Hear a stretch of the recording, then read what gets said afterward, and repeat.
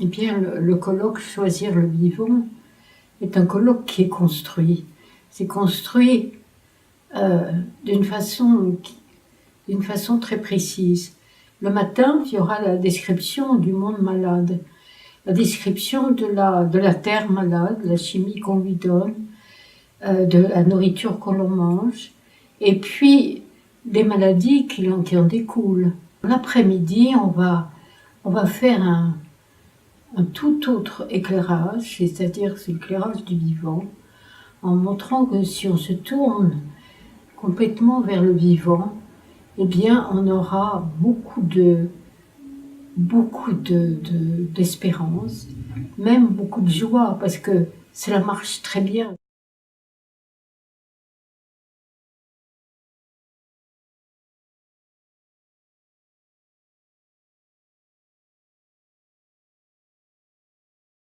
Il y aura d'abord le professeur Picot, qui est un grand chercheur spécialiste de la chimie.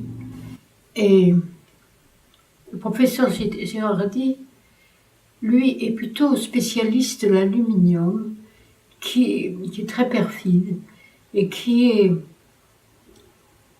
s'inscrit un peu partout aujourd'hui en polluant tout, bien sûr, dans tout ce qui est vivant.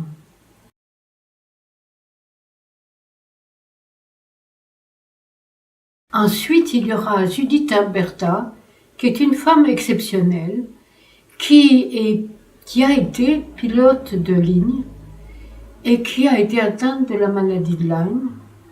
C'est une maladie qui s'est développée récemment d'une façon incroyable. Et Judith Alberta réfléchit, elle a cherché.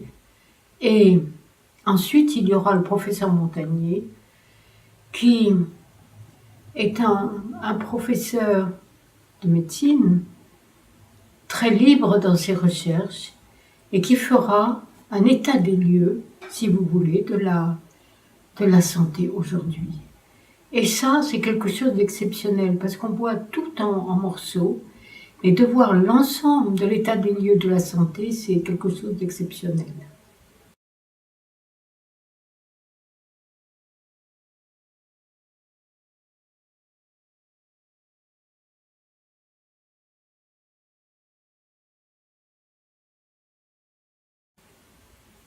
Ensuite, l'après-midi, il y aura Éric Julien. Et ce qu'il défend est quelque chose d'extrêmement précieux.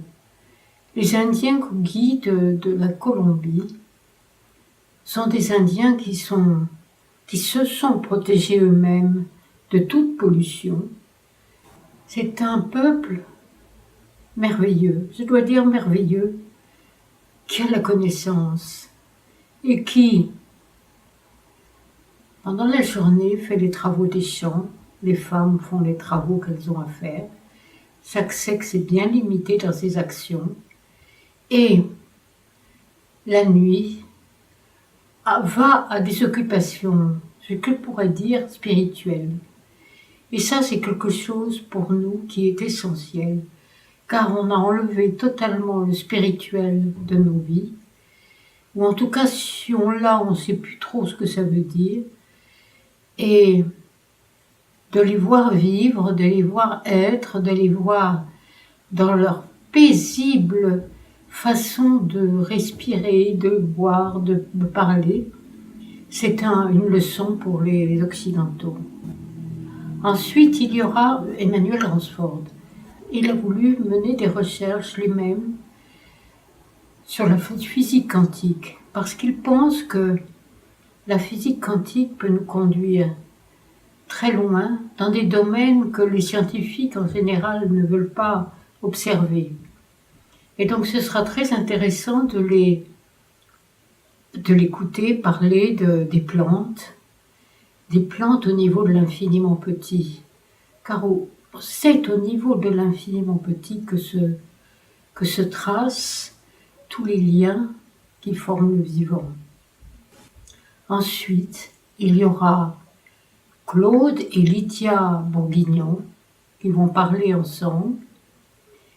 Et ce sont deux êtres d'exception qui en plus vivent en couple, ce qui je trouve admirable.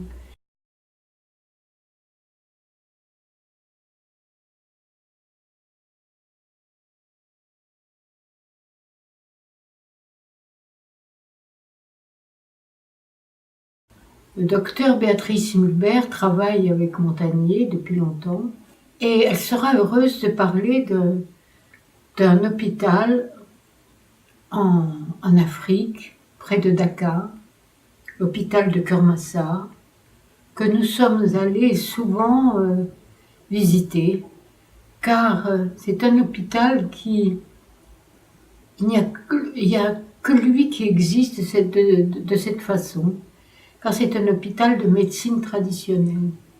Il y aura Marie Denzel. Marie Denzel, c'est mon amie. Et elle avait acheté avec son mari une maison avec un magnifique jardin. Et elle se disait, je veux en faire quelque chose de bien. Et elle a commencé à faire un jardin de plantes médicinales. Ce jardin est un jardin hors du commun. C'est un jardin sans aucune pollution. Même l'eau n'est pas polluée. C'est une eau qui est prise à très profondeur dans le sol. Donc les plantes qui poussent là sont d'une efficacité exceptionnelle. Et c'est les médicaments faits avec ces plantes dont le professeur Giléric Serralini va parler ensuite. Et je ne voudrais pas vous dire ce qu'il vous dira, sinon c'est pas intéressant. C'est la conclusion du colloque. Et vous connaissez le professeur Serralini. C'est un homme original, extrêmement aventureux, mais dans la bonne façon des choses. Et c'est un chercheur remarquable. Et donc, il vous expliquera combien la médecine par les plantes peut être efficace. Et que se servir du vivant, en conclusion, se servir du vivant apporte beaucoup de joie, car ça marche et ça ne pollue pas.